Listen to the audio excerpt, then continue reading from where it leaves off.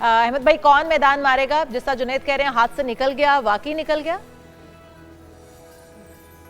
नहीं, मेरा नहीं ख्याल कि मैच अभी हमारे हाथ से निकला है, क्योंकि अगर हम पिच को देखें तो इस पे रन्स करना आसान नहीं है। अगर आसान होता तो फिर साउथ अफ्रीका जो हमारी लीड थी उसको ओवरकम कर लेता। आई थिंक कि पिच पे बॉल थोड़ा रुक के आ रहा है, और इसी वजह से बैट्समैन थोड़ा सा स्ट्रगल कर रहे हैं, और खासतौर पे स्पिनर्स के अगेंस्ट, क्योंकि स्पिनर्स को टर्न भी अच्छा खासा मिल रहा है। पहले दिन तो इतना नहीं था, लेकिन दूसरे दिन से ऑनवर्ड्स काफी टर्न था। तो अभी मेरे ख्याल में, क्योंकि उनके दो प्लेयर्स आउट हो गए हैं, अगर कैच ड्रॉप ना करते अब्दुल्ला शफीक, तो इस वक्त 3 आउट होते और हम थोड़ी ज्यादा सॉलिड पोजीशन में होते।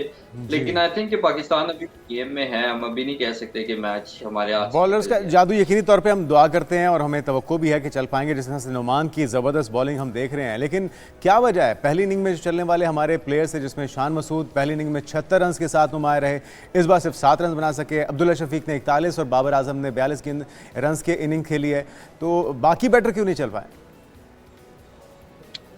देखिए, यही प्रॉब्लम है कंसिस्टेंसी का पाकिस्तान क्रिकेट टीम के साथ, कि अगर हम एक इनिंग्स में अच्छा करते हैं तो दूसरी इनिंग्स पे हम बिल्कुल जो है ना वो साइड लाइन लग जाते हैं। इसी तरह से एक मैच में अगर अच्छा परफॉर्म करते हैं तो अगले मैच में हम बिल्कुल पैथेटिक परफॉर्मेंस होती है। तो ये जो कंसिस्टेंसी का इशू है, ये होना नहीं चाहिए, क्योंकि ये इंटरनेशनल क्रिकेट टीम है, कोई डोमेस्टिक की टीम तो नहीं है कि इनको रियलाइज ना हो कि इनके क्या रोल है और किस तरह से इन्होंने परफॉर्मेंसेस को इम्प्रूव करना और अपनी स्किल्स को एग्जीक्यूट करना है। तो आई थिंक ये पाकिस्तान को, अगर कोई ये मैच, अगर पाकिस्तान खुदा ना खास्ता हारता है तो उसकी जाहिर है वजह बैटिंग ही होगी, क्योंकि जिस तरह से दूसरी इनिंग में हमने बैटिंग की, अगर ये 100 रन की लीड ना होती तो हाँ, फिर तो बड़ा मेरे मसला हो ख्याल में जाता। 150 था, 200 स्कोर भी नहीं था टारगेट। तो ये हमें देखना पड़ेगा जो हमारे फॉल्ट्स हैं। ठीक है, पिच मुश्किल थी, लेकिन इतनी भी मुश्किल नहीं थी कि आपने जब पहली इनिंग्स में बैटिंग कर ली थी तो दूसरी इनिंग्स में आपको मजीद अच्छा, इम्प्रूवमेंट लानी चाहिए थी यहाँ। अहमद भाई, यही बात पिच जी जी। मुश्किल क्यों है? क्या ड्यू फैक्टर की वजह से आप कह रहे हैं? क्योंकि अब मौसम इस तरह का हो गया है कि बहुत ज्यादा ड्यू फैक्टर जो वो आ जाता है पिच के ऊपर, तो क्या इस वजह से आप मुश्किल कह रहे हैं, या फिर हमारी पिच जो है वो वैसे ही साजगार नहीं है बैटर्स के लिए?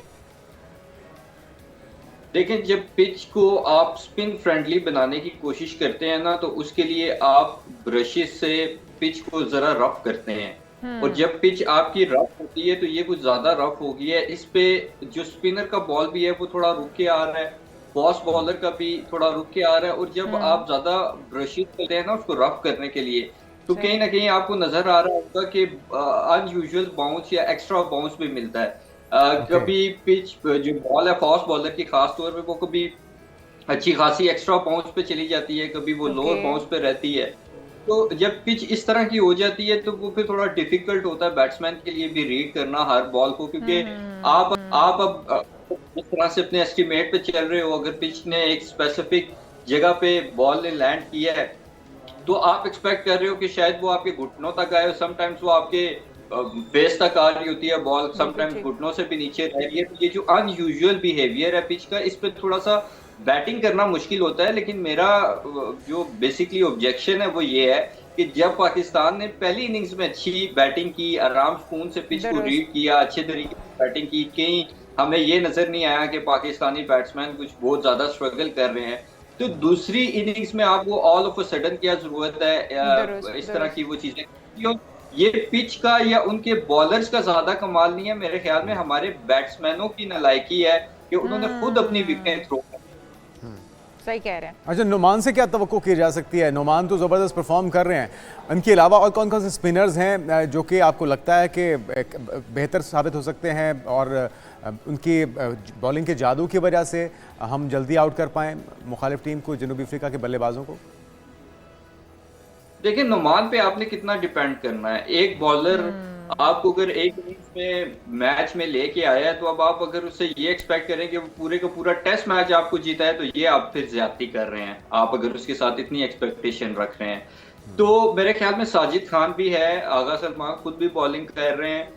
तो जब इन लोगों को भी विकेट्स मिलनी चाहिए, अगर नोमान को विकेट्स मिल रही हैं तो, और इनको नहीं मिल रही, तो इट मींस कि नोमान राइट एरिया पे बॉलिंग कर रहा है, वो अपनी जो स्किल है उसको टॉप लेवल पे एग्जीक्यूट कर रहा है, और ये राइट एरियाज पे बॉलिंग नहीं कर रहे, तभी इन बिल्कुल लोगों सही। को कामयाबी नहीं मिल रही है, उसको मिल रही है। अदरवाइज तो स्पिनर्स ही हैं, और साजिद खान को मैं बड़ा हैरान हूँ कि वो स्ट्रगल कर रहा है, हालांकि इस पिच पे उसको 2 विकेट्स लेनी चाहिए। और एट दी एंड देखिए, अब 2 दिन है, आज का भी दिन है, कल का भी दिन है, आप ये एक्सपेक्ट ना करें कि आप रन रोक के रखेंगे और टेस्ट मैच जो है वो ड्रॉ की तरफ चला जाएगा। आपको सही। विकेटें ही लेनी पड़ेंगी, अदरवाइज अगर आप बिल्कुल विकेट्स सही। नहीं लेंगे तो फिर सब विकेट्स लेनी पड़ेंगी, तभी ये मैच हमारे हाथ में दोबारा आ सकता है। बहुत शुक्रिया, हमारे साथ अहमद कुरैशी मौजूद थे।